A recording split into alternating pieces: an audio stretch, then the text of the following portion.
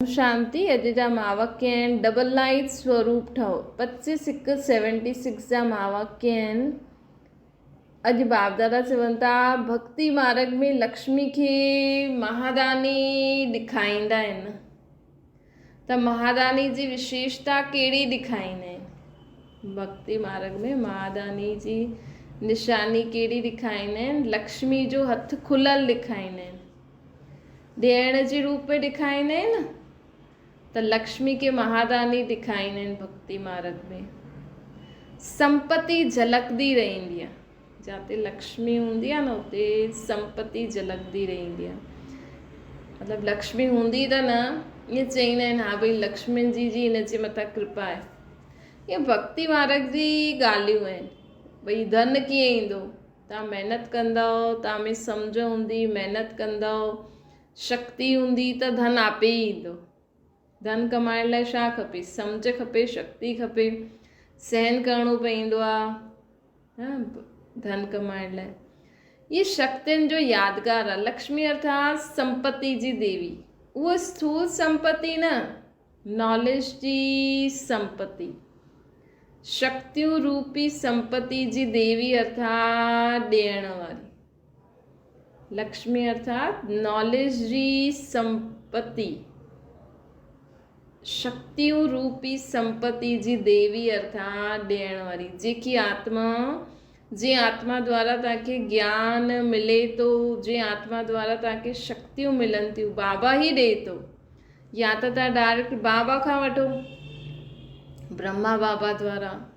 अगरि असांजो एतिरो ऊंचो योग नथो लॻे त कोई न कोई निमित दीदी हूंदी आहे, दादी हूंदी आहे, या कोई न कोई निमित ठही वेंदो आहे जे द्वारा असांखे उहो ज्ञान जो पॉइंट सम्झ में ईंदो आहे, शक्ति मिलंदी आहे। मिलंदी बाबा सां ई आहे, लेकिन माध्यम पोइ उहो ठही वेंदा आहिनि। त जो ये चित्र ठाहियो आहे, अहिड़ी संपत्ति जी देवी ठहिणो आहे असांखे। असां एतिरो बाबा चई न अॼु सुबुह जो बि, जेतिरो असां योग में मस्तु हूंदासीं न त आत्म ऐं ॿियनि खे आत्मा ॾिसी करे ज्ञान ॾींदासीं त उन्हनि खे तीर ज़रूरु लॻंदो। चाहे नॉलेज जी देवी, चाहे शक्तियुनि जी देवी। अहिड़ो जो यादगार चित्र आहे चैतन्य में। पंहिंजे खे अहिड़ो अनुभव कंदा आहियो भई असां बि हाणे ॿियनि खे असां बाबा खे यादि करे शक्ति ॾींदा आहियूं, सम्झ ॾींदा आहियूं। हुननि खे अनुभव थींदो आहे, मतिलबु असां हुननि जे लाइ शक्ति जो दान करूं, हुननि खे ज्ञान ॾियूं त हुननि खे सम्झ में अचे थो। ये चेक करो, अहिड़ो असां ठहिया आहियूं। हिकु सेकेंड बि कोई असांजे साम्हूं अचे त बि दृष्टि सां अहिड़ो अनुभव करे कि मां कुझु पायो आहे, मां कुझु पायो आहे, तॾहिं चईंदा ॾियण वारी देवी। बाबा चईंदा न हा मम्मा बाबा त आहिनि, लेकिन बाबा तत्वम जो वरदान बि ॾींदा आहिनि। त असां द्वारा बि अगरि कंहिंखे कुझु मिले थो, कंहिंखे शांति थी मिले, कंहिंखे सुख थो मिले, कंहिंखे ख़ुशी थी मिले, कंहिंखे शक्ति थी मिले, हिकु सेकेंड बि कोई असांजे साम्हूं अचे त दृष्टि सां अहिड़ो अनुभव करे कि मां कुझु पायो अॼु, तॾहिं चईंदासीं तव्हां ॾियण वारा देव या देवी आहियो। हाणे खपे इहा सर्विस। हाणे माण्हुनि खे न ज्ञान ॿुधण जो समय न आहे। कंहिंखे बि तव्हां ज्ञान ॿुधाईंदव न उन्हनि खे हाणे रमणीक तरीक़े सां ऐं पंहिंजी दृष्टि उहा असां उहो पंहिंजी ॻाल्हि ॿुधाईंदा रहनि, असां हुनखे सुख शांति ख़ुशी जी या जो हुन आत्मा खे शक्ति खपे उहो हुनखे मिले थी, इहे संकल्प कंदा रहो। हाणे जे समय कंहिंजी रामायण महाभारत न ॿुधो वेही करे। त बाबा चवंदा हिकु सेकेंड बि कोई असांजे साम्हूं अचे त ईअं अनुभव करे तॾहिं चईंदासीं ॾियण वारी देवी। हाणे इहा सर्विस खपे, तॾहिं विश्व जो कल्याण थींदो। एतिरी सभी आत्माउनि खे ॾियणो त ज़रूरु आहे। हर आत्मा खे वरसो त वठिणो आहे न भले उहो स्वर्ग जो वरसो न वठे, लेकिन जीवन मुक्ति कोई बि आत्मा मथां खां हेठि ईंदी आहे त सुख त वठंदी ई सही। त हर आत्मा खे पंहिंजो पंहिंजो वरसो वठिणो ई आहे। त एतिरी सभी आत्माऊं बाबा चवनि था एतिरी सभी आत्माउनि खे ॾियणो त ज़रूरु आहे। त ॾियण जो स्वरूप सूक्ष्म ऐं अति शक्तिशाली हुजणो खपे। त हाणे कहिड़ी सर्विस कजो? ॾिसो तव्हां सां रोज़ु कोई न कोई माण्हू त मिलंदो ई हूंदो, भई सेंटर ते त कोई माण्हू अचे असां हुनखे ज्ञान ॾियूं, प्रोग्राम थिए त ज्ञान ॾियूं, लेकिन तव्हां सां त घर गृहस्थी वारनि सां त कोई न कोई रोज़ु मिलंदो ई आहे, फ़ोन कंदा ई आहियो, अॼु हिन जी शादी आहे, अॼु हिन जो शोक संदेश मतिलबु जाते पगड़ियूं आहिनि, सर आहे, अॼु हिन जा लाॾा आहिनि, शादियूं आहिनि, काॾे न काॾे त वञो ई था न, त हुते वञी छा करो? माण्हुनि जी रामायण भागवत न ॿुधो, उहो तव्हांखे ॿुधाइनि, माण्हुनि खे इहे न ॾिसो आहे हिन इहे कपिड़ा पाता अथई, इहा हार पातो अथई, हिनजी शिकिल सुठी थी लॻे, फलानी अहिड़ी आहे, अच्छा हीअ हीअं थी वई आहे, हिन जो छा थियो, इहे सभु में हिननि सभिनि में पंहिंजी बुद्धि न वेस्ट करो। हाणे असांजो लक्ष्य छा आहे? विश्व कल्याणकारी अर्थात काॾे बि तव्हां वञो था, कंहिंजो बि तव्हां वटि फ़ोन अचे थो, कोई बि तव्हां सां मिलणु अचे थो, तव्हां हुनखे आत्मिक स्वरूप में ॾिसी करे हुनखे बाबा जी गुण ऐं शक्तियुनि जो दान ॾियो। सूक्ष्म ऐं अति शक्तिशाली इहा सर्विस थींदी आहे। कल्ह बि बाबा चई न, मनसा सेवा ॾाढी ऊची सेवा आहे, त इहा सर्विस करो। हाणे इनखे चइबो आहे सूक्ष्म ऐं अति शक्तिशाली, कि सभी आत्माउनि खे असां पंहिंजी दृष्टि सां कुझु न कुझु अनुभव थिए, उन्हनि खे लॻे कि हा मां कुझु पायो आहे, उनखे लॻे हा मां तव्हां सां मिलणु आई आहियां, मां शादी में आई आहियां, ऐं तव्हां उनखे पंहिंजी दृष्टि द्वारा कुझु न कुझु ॾींदा वञो हर हिक खे न, त उन्हनि खे कुझु न कुझु प्राप्ति थिए। छो जी आत्माऊं ॾाढो दुखी आहिनि। ॿाहिरां खां माण्हू ख़ुशि आहे, ॿाहिरां खां माण्हू भले एॾा सुठा कपिड़ा था पाए, एॾो सुठो घुमे थो, करे थो, शादियूं कराए थो, लेकिन अंदरि आत्मा जीअं त मुर्दी आहे, खाल उहा थी वई आहे, कंगाल थी वई आहे। अंदरि आत्मा त कंगाल थी वई आहे न सभिनि जी, आत्मा जो दंश आहे, इहे ई त आहे ज्ञान गुण शक्ति। त बाबा चवनि था समय घटि आहे, प्राप्ति ॾाढी ऊची करणी आहे। अहिड़ा ॾियण वारी शक्तियूं व देवियूं केतिरी तयारु थियूं आहिनि। अगरि तव्हांखे लक्ष्मी ठहिणो आहे त हाणे खां ई पंहिंजी दृष्टि द्वारा, पंहिंजे बोल द्वारा, पंहिंजे कर्मनि द्वारा शक्तियुनि ऐं गुणनि जो दान करो। भले तव्हां कंहिंखे ज्ञान न ॿुधायो, निज ज्ञान, लेकिन बाबा चवनि था कि हाणे इहे दान ॾियो। घटि समय ऐं प्राप्ति ऊची हुजणी खपे, समय घटि हुजणो खपे। समय कम में ऐं प्राप्ति ऊची कॾहिं थींदी? जॾहिं असां पंहिंजे दृष्टि द्वारा कंहिंखे बि ज्ञान गुण शक्तियुनि जी प्राप्ति करायूं। अहिड़ी ॾियण वारी शक्तियूं या देवियूं केतिरी तयारु थियूं आहिनि। अहिड़ी केतिरी देवियूं हूंदियूं, हिन जे प्रमाण यादगार में बि नंबरवार आहिनि। ॾिसो, कोई देवी जी ॾाढी पूजा थींदी आहे, कोई सिर्फ़ु हिकु मोहल्ले में ई हुनजी नाम आहे, चईंदा आहिनि न, हा हीअ देवी, केॾी सारी देवियूं, केॾी सारी शक्तियूं आहिनि न। त अहिड़ी ॾियण वारी शक्तियूं उहे देवियूं केतिरी तयारु थियूं आहिनि। अहिड़ी केतिरी देवियूं हूंदियूं, हिन जे प्रमाण यादगार में बि नंबरवार आहिनि। कोई हर समय ॾियण वारी आहे, कोई कॾहिं कॾहिं ॾियण वारी आहे, कोई कंहिंखे ॾियण वारी आहे, कोई सभिनि खे ॾियण वारी आहे। कोई चईंदा आहिनि चांस मिले त करे, फील्ड हूंदी आहे, सहयोग मिलंदो त कंदा। ॾिसो, दुनिया में बि कंहिं देवी जो त सदा ई पूजन थींदो रहंदो आहे, ऐं कंहिं देवी जो कॾहिं कॾहिं थींदो आहे, ऐं कंहिं देवी खे आहे न कोई माण्हू ई पूजंदा आहिनि, ऐं कंहिं देवी वटि कोई हली वियो त चलो हुनखे प्राप्ति थी वई। कोई ईअं सहयोगी माण्हू ईअं ॾिए थो, भई हा भई किथे हुनजे पुजारी खे माण्हू ॾिए करे त हा भई हुन देवी द्वारा हुनजो कल्याण थिए। त हिते बि ईअं ई आहे, कोई आत्मा त बाबा जी सदा ई दानी वरदानी, कोई कॾहिं कॾहिं बाबा खे यादि करे विश्व खे सकाश ॾींदो आहे, कोई कंहिंखे ॾींदो आहे, भई पंहिंजे सेंटर वारे खे, पंहिंजे मोहल्ले, पंहिंजे घर वारनि खे शक्ति ॾींदो, बाक़ी वञनि चईंदा बाबा हिन घर जा सभु माण्हू सुखी शांति, बाक़ी जे ध्यानु न ॾींदा आहिनि। कोई चईंदा आहिनि हा भई चांस मिले जॾहिं भट्टी थींदी जॾहिं योग लॻाईंदासीं तॾहिं थींदो। कोई चईंदो कोई सहयोगी ठहे भई इहे बि असांजा सहयोगी ठहनि त मां हिनखे शक्ति ॾियां।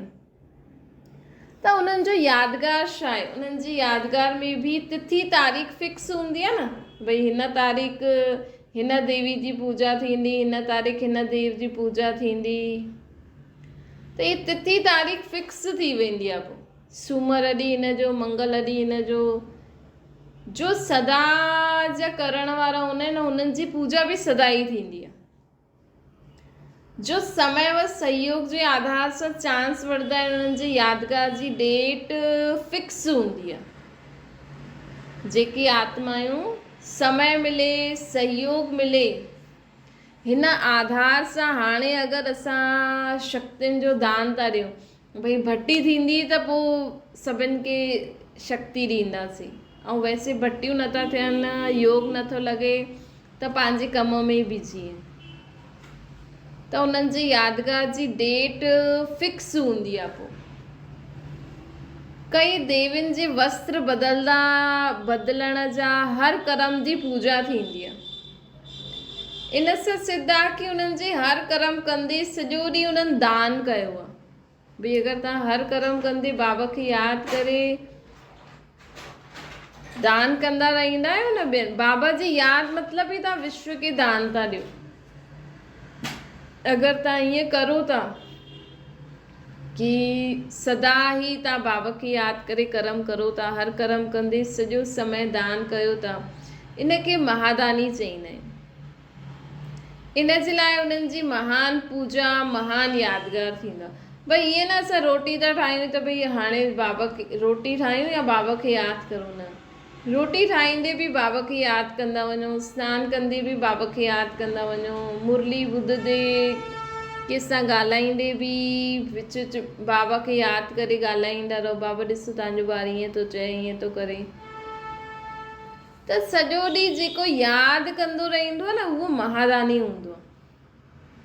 त उन्हनि खे उन्हनि जी महान पूजा महान यादगार थींदी आहे। हिकु थींदो आहे जो सदा ई साथियुनि सां साथ स्नेह निभाए करे हलंदो आहे, ॿियो साथ हूंदे हुए बि स्नेह जो साथ न निभाईंदो आहे। भई हिकु थींदो आहे जो पंहिंजे साथियुनि सां सदा ई स्नेह निभाईंदो आहे, ॿिया थींदा आहिनि जो स्नेह जो साथ न निभाईंदा आहिनि, साथ हूंदे बि स्नेह जो साथ न निभाईंदा आहिनि। उन्हनि जे यादगार में बि सॼो ॾींहुं पुजारियुनि जो साथ न मिलंदो आहे। जेका हाणे अगरि असां सभिनि सां स्नेह सां हलूं था त भक्ति मार्ग में बि असांजा पुजारी सदा ई असां सां स्नेह सां हलंदा, न त असांजा जेका पुजारी हूंदा यादगार में सॼो समय पुजारियुनि जो साथ न मिलंदो।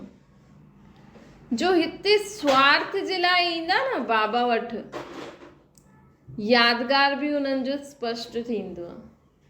त असांजो हर कर्म द्वारा जेको जीअं बि असांजी स्थिति आहे न हर कर्म करण जी, उन अनुसार असांजो यादगार ठहींदो आहे।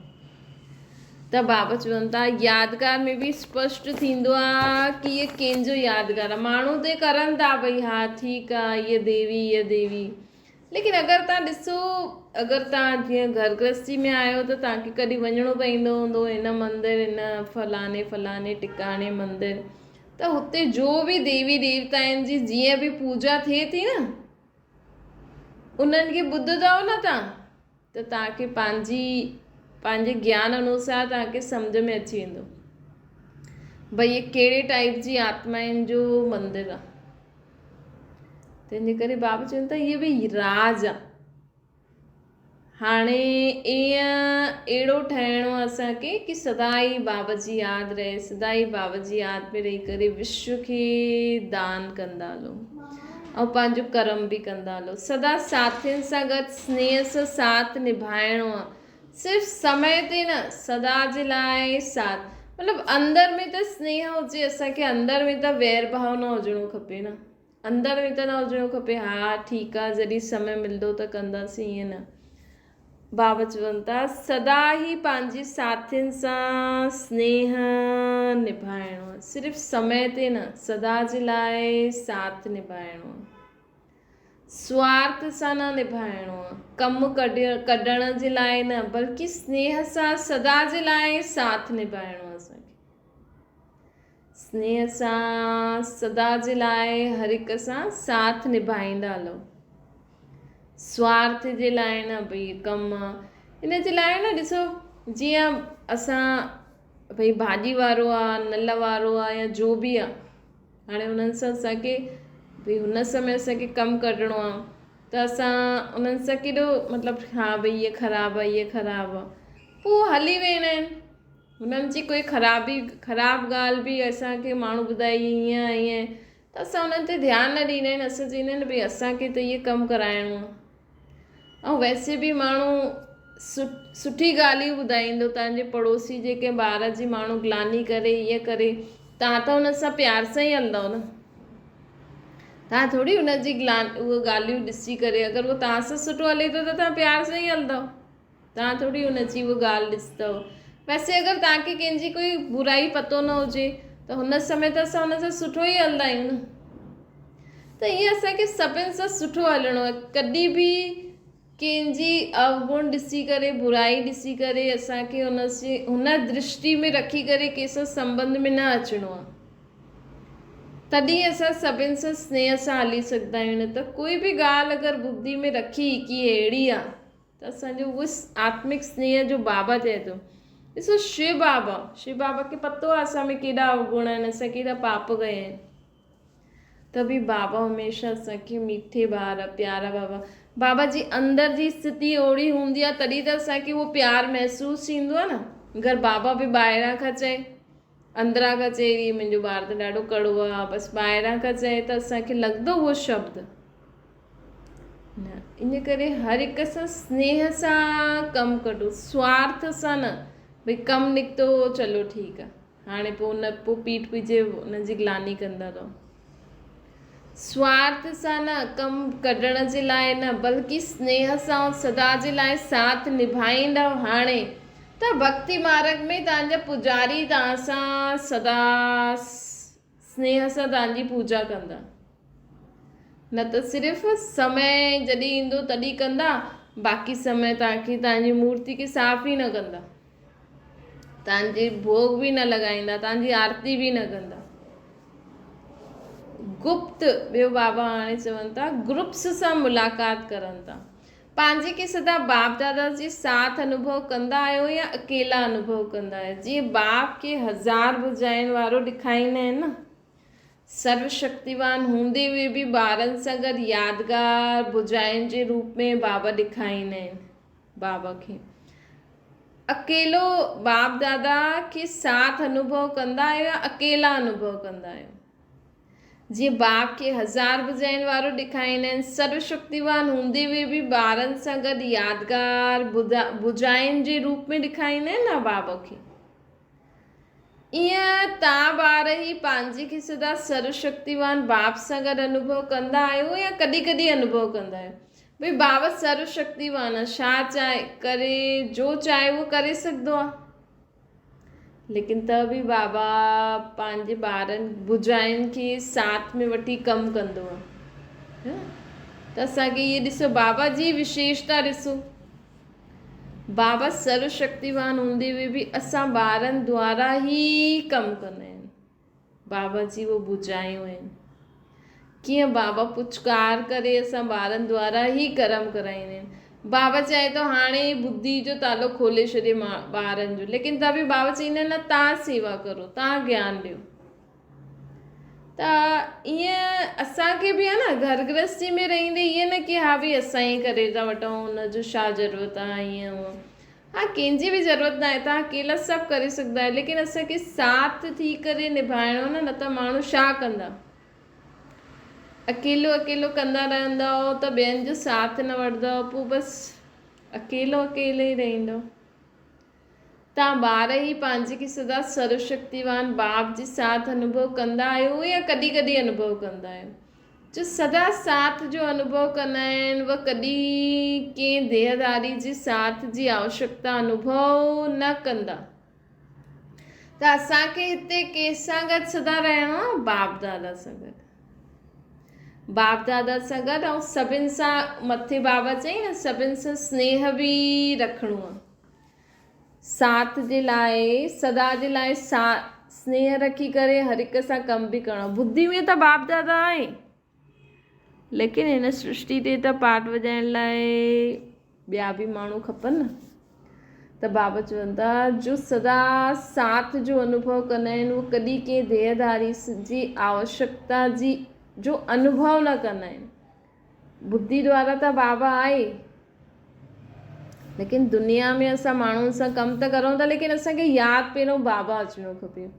कॾहिं बि कंहिं सेवा में देहदारियुनि जो आधार न वठंदा, पंहिंजी सेवा में। बाक़ी जो संगठन में करणी आहे उहो त कंदासीं न।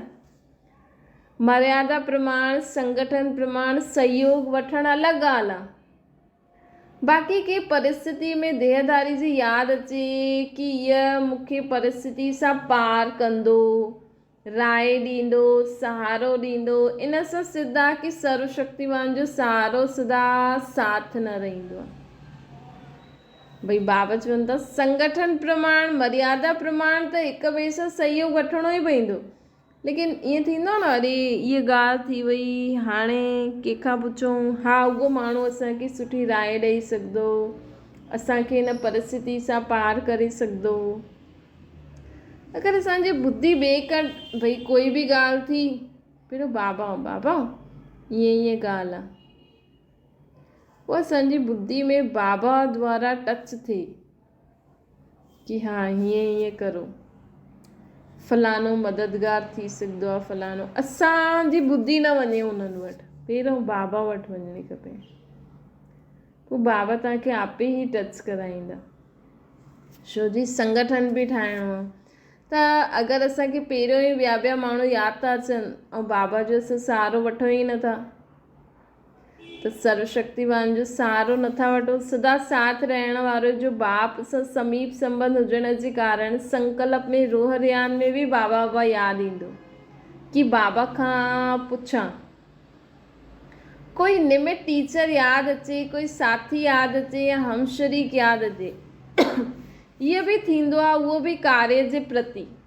अच्छा चलो कोई ॿियो बि यादि अचे थो त कार्य जे प्रति यादि ईंदो, लेकिन मन बुद्धि में सदा बाबा बाबा यादि रहे। बाबा तव्हांजो बाबा उहो फलानो ॿारु हीअं करे सघंदो, हुनखे चऊं बाबा ईअं न असां हा उहो माण्हू ईअं करे सघंदो, मतिलबु बाबा खे त भुलिजी वञो। असांजो मन बुद्धि में सदा बाबा बाबा यादि रहे। इहा ॾाढी गहरी, ॾाढी सूक्ष्म ॻाल्हि आहे। हिन जे लाइ तव्हांखे ॾाढी गहराई सां चेक करिणो पवंदो कि हर ॻाल्हि में पहिरियों मूंखे बाबा यादि अचे थो या मुंहिंजी बुद्धि हेॾे होॾे भटके थी। मन में बाबा यादि रहे, बुद्धि बि बाबा वटि लॻल रहे। कम जे लाइ असांखे कार्य प्रति कंहिंखे यादि करणु अलॻि ॻाल्हि आहे, लेकिन मन बुद्धि हुन वटि ई न हली वञे। जॾहिं डायरेक्ट साथ निभाइण जो वाइदो आहे त वाइदो जो फ़ाइदो उठायो। हिन समय त बाप सां गॾु व्यक्तिगत अनुभव थी सघंदो आहे, पोइ सॼे कल्प में न थी सघंदो। जीअं भई घर में वॾा हूंदा आहिनि न, त ॿार जो थींदो, ॿार अगरि उनखे कुझु कमु या घर में कंहिंखे बि कमु करिणो हूंदो आहे त वॾनि पहिरीं चईंदा न, उन्हनि खे आइडियो त हूंदो आहे, पर चईंदा न पहिरियों असां हुननि खां पुछूं, पहिरियों हुननि खां पुछूं। ऐं कई ॿार हूंदा आहिनि कि पहिरियों ई पंहिंजे वॾनि खे ॿुधाईंदा आहिनि, कोई बि ॻाल्हि थींदी पहिरियों वॾनि खे ॿुधाईंदा। पंहिंजी सम्झ बि हूंदी, लेकिन पहिरियों वॾनि खे ॿुधाईंदा, पोइ उन्हनि खे बि चईंदा हा उहो माण्हू ईअं आहे, उन्हनि खे चऊं। लेकिन पहिरियों उन्हनि खे वॾा यादि ईंदा, पहिरियों ई ख़ुदि डिसाइड करे वेंदा त वॾा बि चईंदा न, अरे तव्हां त पहिरीं सोचे छॾियो, असांजी छा ज़रूरत आहे। त ईअं पहिरियों असांखे बाबा यादि अचिणो खपे। बाबा हीअं ॻाल्हि हीअं आहे, इहा नथी खजे, बाबा सां गॾु असां खणूं था लेकिन नथी खजे, त पोइ बाबा चए हा हुनखे सत्ता करो, हुन खां मदद था वठूं। त बाबा चवनि था कि हिन समय त बाप सां गॾु व्यक्तिगत अनुभव संगम युग ॾेई त करे सघंदा आहियूं न। त सिर्फ़ हाणे जी ही प्राप्ति आहे, पोइ थींदी ही न।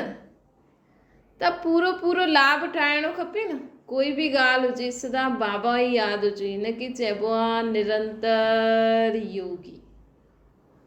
हर कदम में बाबा जी यादि रहे त इहो बि योग थी वियो न। अहिड़ा निरंतर योगी आयो अथवा ठहिणो आहे।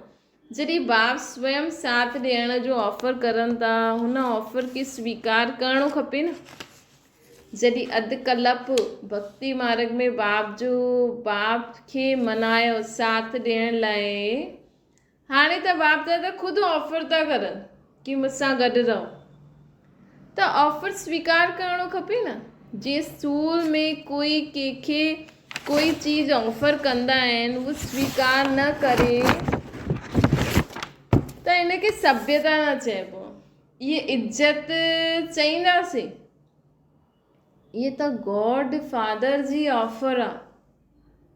भगवान असांखे ऑफर थो करे कि सदा मूंसां गॾु रहो, सदा बाप सां गॾु अर्थात निरंतर योगी। उहो त सदा लाइट रूप आहे। त अहिड़े संग सां लाइट रूप बि ऐं हल्का बि थी वेंदासीं असां।